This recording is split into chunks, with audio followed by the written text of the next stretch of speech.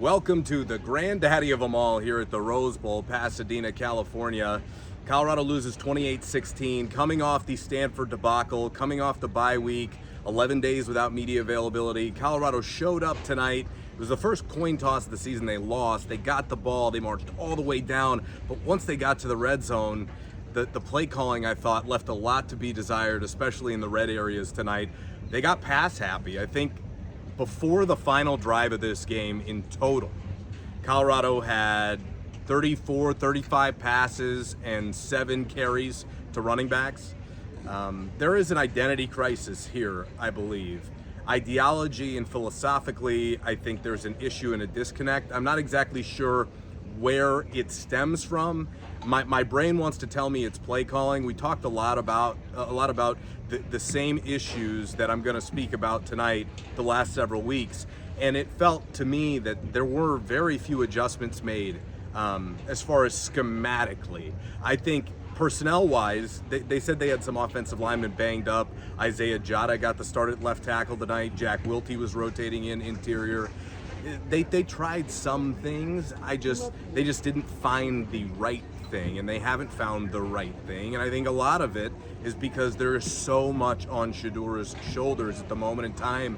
He's throwing the ball 40 times a game. You're running the ball through 3 quarters like 7 times.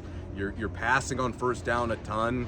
It's a lot of the same issues. It's going to sound like a broken record. And after the game, I asked Coach Prime about how he feels like Sean Lewis is learning Shedeur. And he said, "Good try. Almost got me, but I was doing that job that you're doing for a very long time. You're not going to get me that easy," which I don't know if I was really trying to get him, but I think there definitely is an issue, and I don't think he's very happy with Sean Lewis. You know, he talked about the coaching, but the truth is that Colorado got out-coached in every phase again tonight, and that was disappointing. Now, you got to credit the defense, who played opportunistic. 4 first-half turnovers kept Colorado in this game. 2 unbelievable interceptions by Travis Hunter. The first one might have been better than the pick at TCU. There's one player in the country that can make those 2 picks tonight. It's Travis. He's an unbelievable corner, just an unbelievable corner. Offensively, it was a real struggle to get him involved. Through the first half, Anthony Hankerson was their leading receiver, 3 catches for 25 yards. I think Hunter had 1 catch in the first half. They just couldn't get out of the starting blocks offensively. They had 3 Alejandro Mata field goals before a late touchdown to Jimmy Horn in this game. That was about it as far as the extent of their offensive productivity. The running game, man, they're not trying. It's not that it's not working. It maybe doesn't work the first time, but then they're just not going back to it. And it's way too long where they're going in between running the football. Up until the last drive of the game, I believe they didn't actually run the ball with a running back. Up until the beginning of that last drive with Savion Wilkerson, they didn't run the ball with a running back since the first half. There's way too much on Shedeur's shoulders, and as a result, this offensive line is constantly in pass block situations that they're not very good at in the first place. But it's even harder when a really good defense like UCLA knows what's coming because your offensive coordinator refuses to rush the football. And whether it's all on Sean Lewis or whether it's part of the responsibility lies in Prime's philosophy of, look, if it's not effective once, if it's not effective on first down, and he talked about it, and you know, look, he's forgotten more football than I could ever know, but you do have, there is a level of commitment that you have to make to the ground game, so you make things easier on your offensive line, because then you're just pretty much dictating to, you know, opposing defensive lines that they can pin their ears back and get after your quarterback, because there really isn't any threat to rush the football. He talked about running on first down in the post-game presser. I think in the first half they ran on first down twice. They're in way too many 3rd and longs, and we've talked about this a lot this season, that on first down they're not nearly as effective as they need to be to put themselves in positions to succeed on 3rd down. And a lot of times this year they've been dealt with, you know, they've been stuck in 3rd and long, and Shedeur's on the high dive. It's up to him. You know, I brought this up on social media during the game, but there's no point of asking Shedeur to grab the cape in the 4th quarter if he's got to wear it from the moment he runs out of the tunnel. You got to find a way to rush the football. Like, that's, to me at this stage, If not, if you don't come out next week against Oregon State at home and run the football and try and be balanced, like give it the old college try. Because if you don't, Oregon State will do the same thing. They will do the same thing. Oregon State's a very good defense. They're a grind 'em out defense. Colorado probably had more opportunities in this game than they would in a game against Oregon State if they played the same way. I mean, look, but the point here is that if you don't find a way to relieve some pressure on not just Shedeur, who was pressured, I think, 25 times tonight, sacked 6-7 times, hurried a bunch, he's going to end the season far and away as the most sacked, most pressured quarterback in the country by a landslide. And that's unfortunate because he's really talented. And as Coach Prime mentioned, he doesn't know if there's anybody else on the Heisman ballots that would be able to stand in there and hold up. And okay, maybe he's right. The truth is Shedeur is getting really banged up now. It's getting to a point where it's going to become a serious problem if it hasn't already as far as his health the rest of the way. Prime said, Shedeur acknowledged after the game that he was banged up, which, I mean, all you need to know, that he was banged up in this game was just having two working eyeballs and a working brain, and then you'd be like, oh yeah, I bet he's hurt. Well, he was. He had to get a pain injection at halftime just to deal with the pain. And even still, Colorado's offensive line hasn't shown the ability to put their heels in the ground and do something about it, man. Showing a little pride, it's just not there. Coach Prime was asked after the game about how you, quote unquote, fix the O-line. He says, you go out and get 5 new O-linemen. Someone else asked me if I thought there was anything worth, anything to be gained out of firing any position coaches, specifically Bill O'Boyle, the offensive line coach. I don't know what that would do, because I think it's more of an offensive philosophy thing. This is not a very good pass blocking line. Okay, it's just not. They're better run blocking because their running backs, when they actually commit to running the ball, rush at about 4 to 5 yards per carry. You can't have such little patience as a play caller to say, well, that one didn't work, I'm not going to run it again. We got stopped on first down because Dylan Edwards got tackled for, a negative -1 yards, a 1 yard loss rather. And so I'm just not going to go back to that. Let's just rip it out of the playbook. It's not really how the running game works, at least that I know, right? You've got to find a way, in some way, shape, or form, to stay committed to the ground game. I like the use of Dylan Edwards and Anthony Hankerson early in this one, first couple of drives, motioning him in and out of the backfield. But once they got to the red zone, they just gave up running the football. I think both of those red zone possessions, they just threw. I mean, the first one, I hated the first and second down play calls in the red zone. Two goal line, 2 red zone fades, from, I think it was like the 15.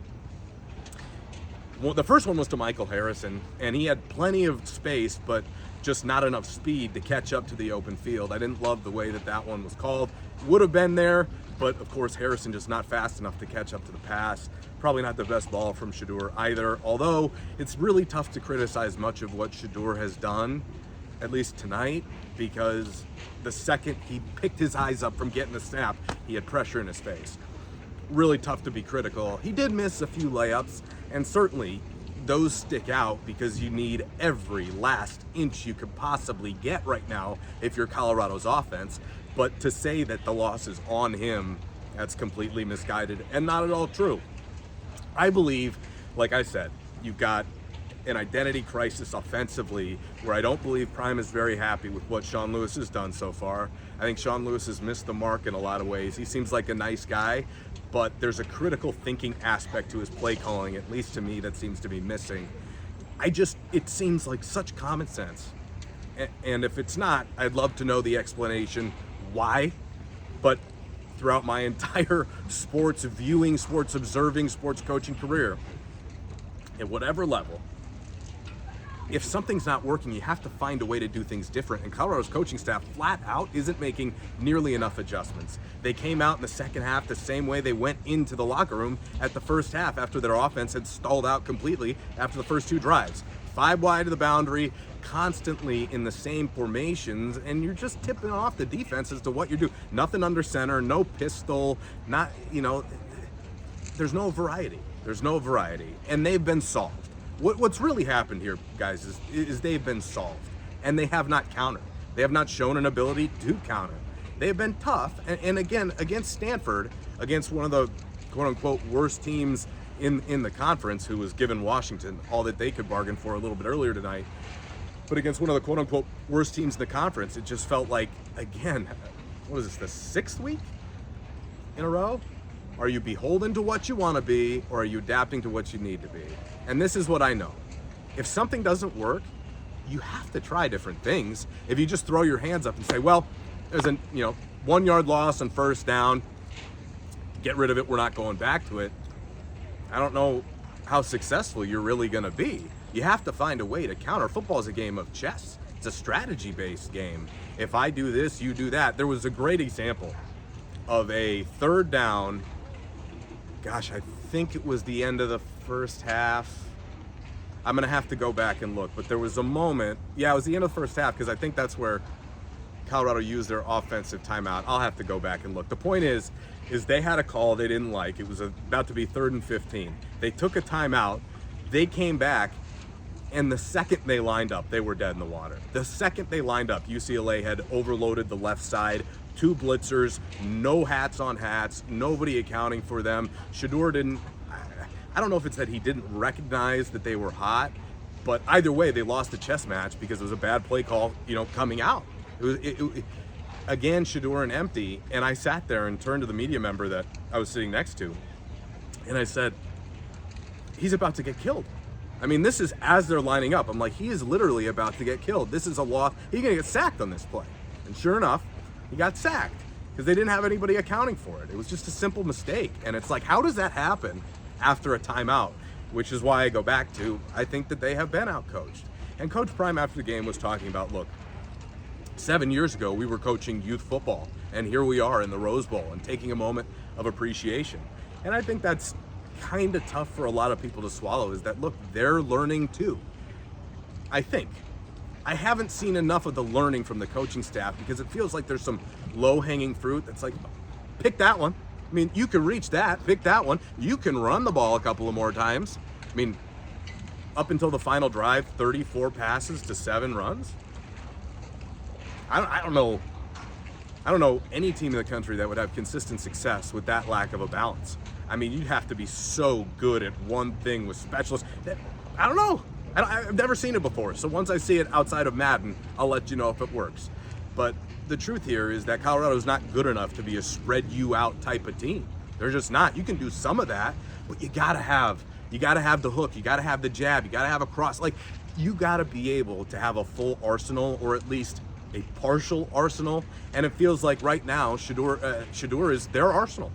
I mean, what cards do you have to play? Well, we can play the Shedeur card again. He's getting killed. They cannot, to any coaching staff members that may be watching this, you can't do the same things again, otherwise the kid's gonna get really hurt. Tonight was a little embarrassing, actually.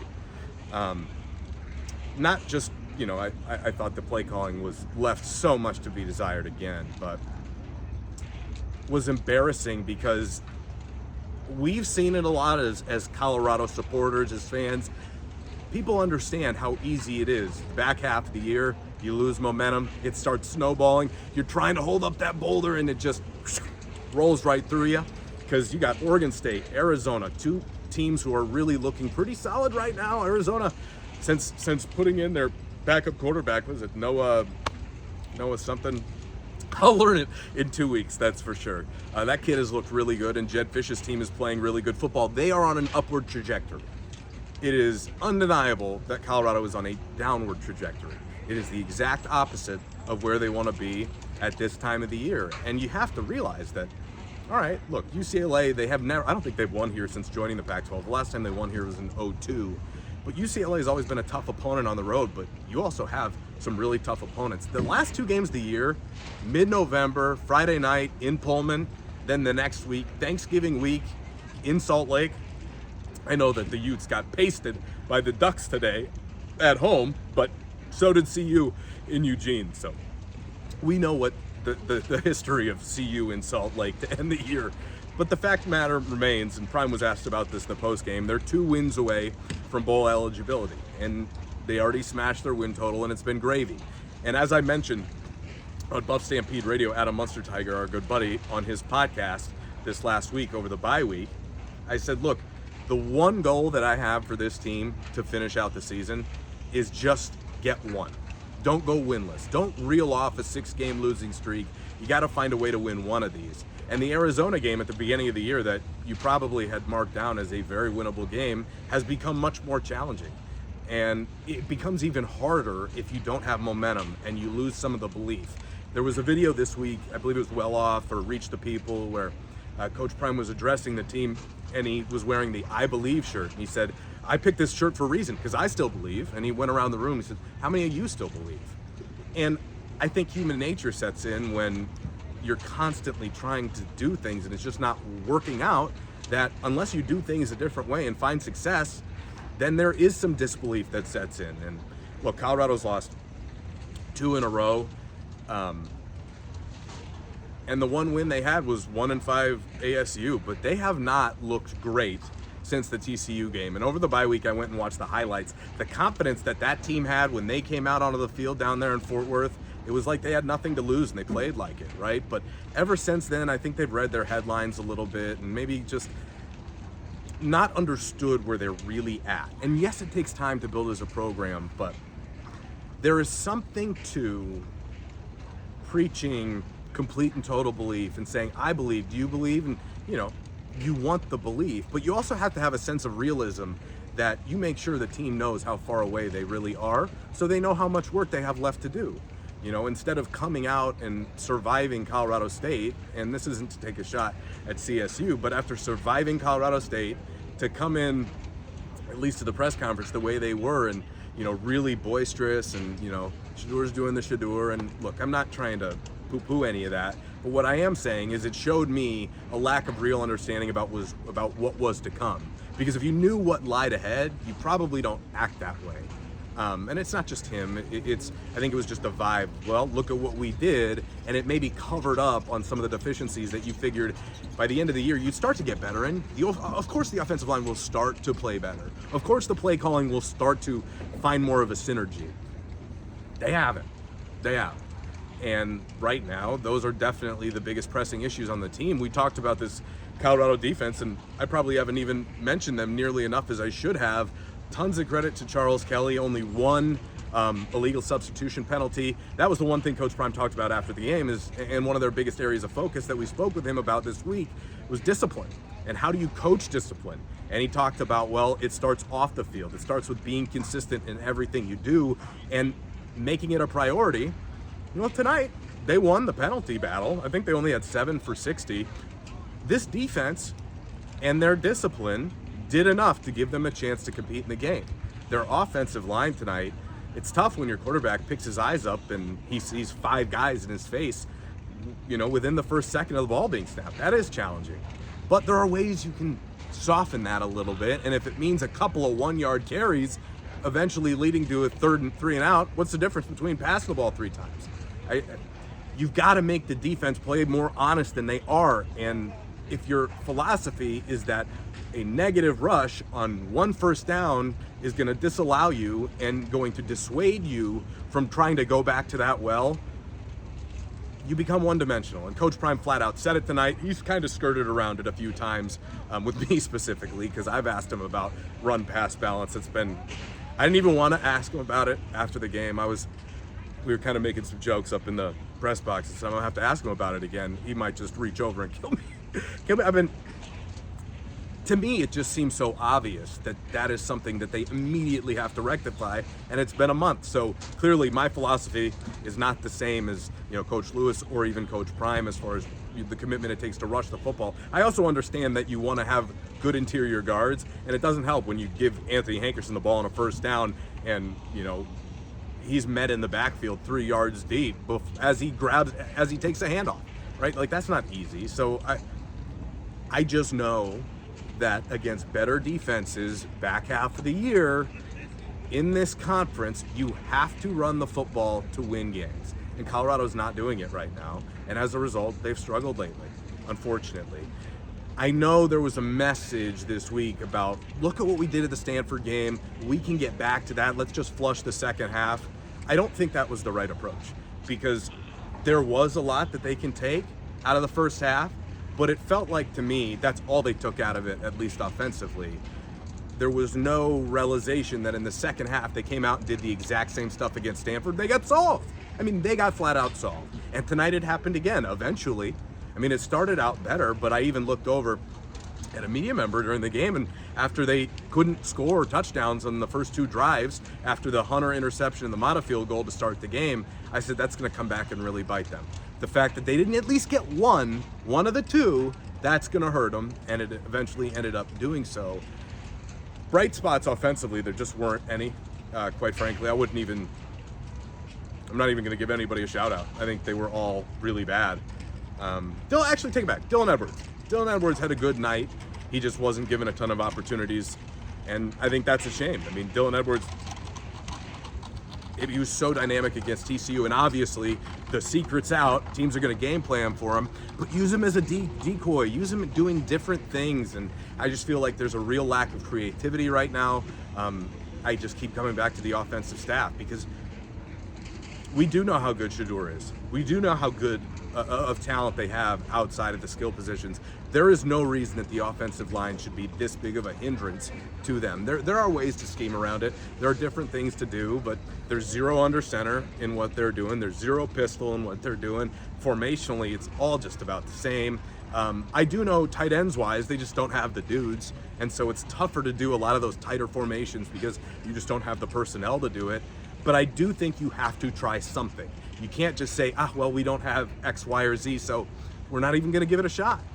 When things aren't going right, and that's all you're trying, you have to mix it up. You have to be different. You have to provide variety, and you have to keep other teams guessing, both on the field and on the sideline. And right now, I just don't think CU is doing a good enough job doing it. I think up front, there's a very clear talent deficiency, and I wouldn't be surprised if you probably have at least 4 new starters, including Tyler Brown next year. Probably. I mean, maybe not, maybe 3.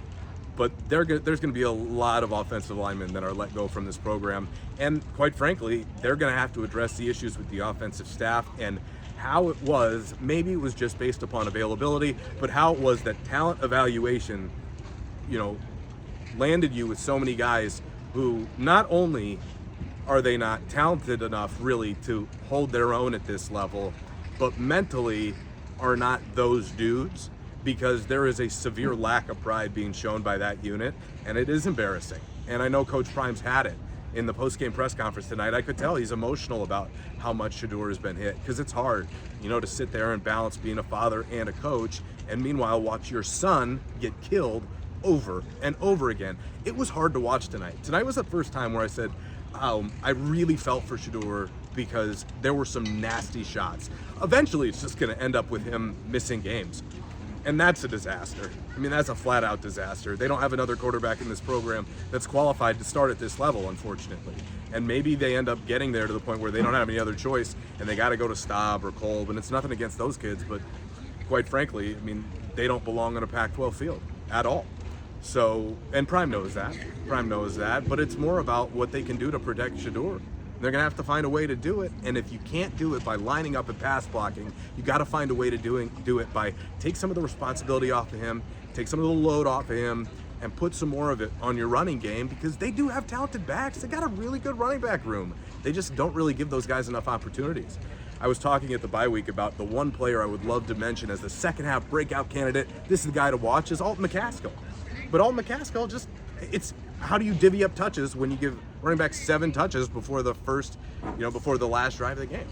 You don't. So, look, I think there is going to be some regrouping, and I think they just, while I say you want to simplify it, I think you have to get back to doing some things that just make sense with this program. And defensively, you got to credit to Charles Kelly, because I thought communication-wise, even after Shiloh went out, there were a couple of big breakdowns, certainly, like the one to start the second half. Coach Prime was telling us in the locker room that, look, we keep telling guys they love take shots on first down. And sure enough, big shot on first down. I think they're doing a good job scouting the other team. I just think they're struggling right now finding the best fits to put their guys in a position to have success. And that's a tough place to be in as a coaching staff, because it is really frustrating. Because look, I'm telling you the exact same things that you're seeing out on the field, but there's a disconnect in execution. And I don't really know where the disconnect is with the offensive line. I know that a lot of it is talent.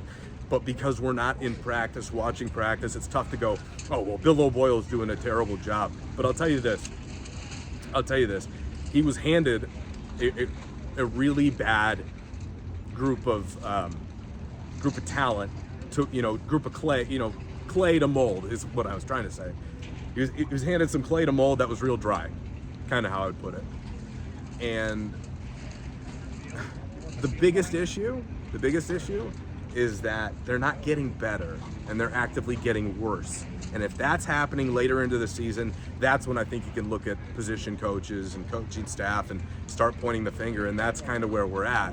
And it's not like the competition at the beginning of the year was that much worse. It certainly wasn't. Now we know that TCU's not a great team. Now we know that Nebraska's not a great team. Now we know that Colorado, well, we already knew that about Colorado State, but you get the point. But you're going to play better teams throughout the end of the year, so you're going to have to, the price of poker goes up, you're going to have to meet that. You're going to have to meet the moment, you rise to the occasion, you fall back on your preparation. I think the preparation right now, I think it's tough to question that without being in the room, but I'll tell you this, they're not rising to the moment because every game it's a different, it's like whack-a-mole. It's like, we solved the penalties, we solved the defense, we're getting turnovers again, we're opportunistic. Offense can't move the football. That's a really frustrating position to be in, and it's certainly not all in the coaching staff, right? I mean, you brought a lot of kids in here that were FCS and JUCO level, and those are good stories. And a lot of those guys have hit, from the smaller schools, group of 5. But there's also a significant portion of them who haven't. And it's tough to play in the transfer portal and rely on it so much. Some guys are just not going to hit no matter what happens, no matter what you do. It's just, that's athletics, right? So there is going to be a really highly concerted effort to go out and target upgrades on both sides of the ball up front. Defensive line, UCLA ran the football, I think, like 150 plus tonight, I want to say. But they weren't bad. I mean, they generated a lot of pressure. Jordan Dominic, I have to give a big shout out to him. He was probably CU's best player tonight. A couple of sacks, had a tip pass. There were a lot of good things that he did. I like that, the transfer from Arkansas. Other standouts, Shiloh, I thought was solid up until the point where he got ejected. And coach was saying in the post game that you got to go low there.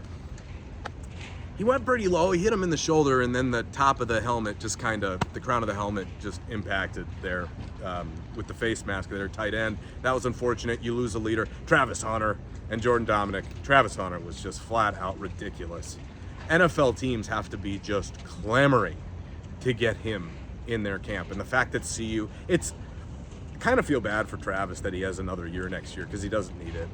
It's going to be a waste of a year for him, because he could play in the NFL next year, but I think he's got to utilize it and making himself sharper, more detailed, more focused, and stronger. Body-wise, he needs the year. So outside of that, and they're shutting off the lights here, so I got to wrap things up. But he was fantastic tonight. To all the folks that said, oh, Travis, why would you play him 150 snaps after he just suffered a lacerated liver just a few weeks ago? That's why. Because the dude can freaking handle it, man. That's why. He's just a different breed. And it's fun as hell to watch him. That interception, I don't know how many guys, the first interception, I don't know how many guys can make that play where you bail on your assignment. I believe it was zone. You bail on it, read the play, slot receiver, you go and yoink. I mean, that's special stuff. You don't see that at the pro level. Basically, the same thing happened on the second interception, too. Wasn't his man, kind of drops back, picks it off, and just unbelievable football IQ. All the measurables that you could possibly even think to include are off the charts for Travis Hunter. Truly a pleasure to watch him play. As Coach Prime said, they're about 7 to 10 players away, and I hope that next year we can see those other guys surrounding Travis and Shadur that are of the quality to raise, the talent and the play around here, because there's just not enough dudes that are stepping up to the moment and meeting this. And you could tell after the game, I can't believe Shadur hasn't had a nervous breakdown yet. I mean, or even reamed out his offensive line. There's been none of that. So tons of credit to him, because he'd have every right to do so at this stage. I'd probably get pretty frustrated. You'd probably have a Peyton Manning moment. Jeff, quit calling the plays, Jeff. I'd probably have one of those moments on the sideline, and certainly it probably would be talked about, right? Because you just lose your cool, and credit to him for staying composed. So, look, as this team bounces back and heads back for another late kickoff in Boulder, 8 o'clock in November, you kidding me? Thanks for that, ESPN. But I will say, I'd be surprised if they bump anyone else out of the national slot the rest of the year, because this is the second game this season where they've been bad and boring. They got their asses kicked at Oregon, right? I don't think they got their asses kicked tonight because the defense was opportunistic enough to keep this a game for long enough, but they weren't great, and it was certainly not an exciting game, so I can't imagine networks are going to be clamoring to want to put them right back out there in a national slot, but we'll see. We'll see. Look, they're 500 now, 4-4. It's been a heck of a year, really, really has, to see this program turn around, and then all of a sudden for expectation to be put on the program. That probably hasn't been entirely fair, but because of the talent that they've had on the field, it's kind of natural to just get there. So maybe people got ahead of themselves a little bit. I feel like I pretty much stayed firm at my 4-5, and then after the season opener, I thought they'd make a bowl, and they still have all of that in front of them with 4 games left, but they've got to take care of one thing at a time, drive by drive, and I'd like to see them in the second half of the year commit to running the football. I don't think Shedeur can throw the ball 40 times next week after what we just saw him go through. I mean, he might do it, but is it to his benefit? Is it in the best interest of the team? I don't know. I think it's safe to say, though, after, 8 games, that they have to do something different, because the way that they're trying and the way that they're going about it right now isn't good enough to beat good teams. And you're not going to lose anything more by giving different things a shot. And I'll tell you this, you're not going to all of a sudden just start executing everything that you've been trying to for the first 8 games of the year that hasn't been as effective, specifically the last 6 games, really. But it's not just all of a sudden going to click. Maybe you'll get a few things, but they need to mix in some more variety. They need to take a different approach next week. And I'll be very curious to see how they go about it. And I'd like to see it from Jump Street with being committed to running the football, because you'll make the defense play honest. You'll bring your safeties and linebackers down. And even if it doesn't work on first down, right, then you go back to it again in the next drive, and you have to continue to stay with it. You can't just go away from it completely like they did tonight. They allowed UCLA to pin their ears back and get after Shedeur all night, and they were more than happy to oblige. And Oregon State and that defense, Oregon State's nearly a top 10 team. This is the back end of the top 25. That Oregon State team is going to be watching this film and licking their chops to get after Shedeur. If they don't find a way to change protection and to change the way they do things next week, he might really get hurt against Oregon State. And that's unfortunate. I don't want to have to say that, but it's a sad reality right now of where they're at in the middle of this season. But like I said, at 4-4, you'd be a fool to call this season a disappointment. This is just now learning what the level is that you're going to have to play at, right? If you want to beat some of the best teams in college football. This isn't Jackson State.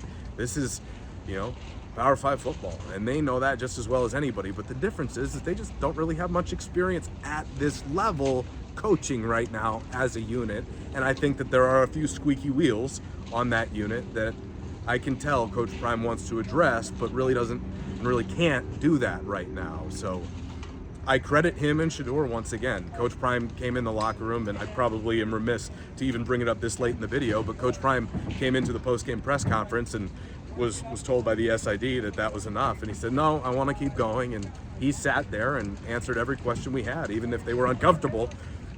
And unfortunately for us, and fortunately for him, really hasn't gotten to the point where it's been that uncomfortable, because he's done a good job of making it tough to step up to the plate and ask hard questions this year. But I give him credit, because no one's trying to gotcha him. We're just trying to understand and learn more about who he is, because we don't know. We don't have much opportunity to do so, but we're trying to fit the pieces together. And right now, there's a lot of pieces that need to be fit together, so it is understandable. Oregon State next week. I don't know if I'm even going to be able to make it home in the morning at a 7 a.m. flight, so we'll see about that snow. Can't wait to get back and leave California and go home to a foot of snow. That always makes it feel way better after a bad loss, is you go home to a lot of snow. Thank you. Well, That's where I'm off to from the Rose Bowl.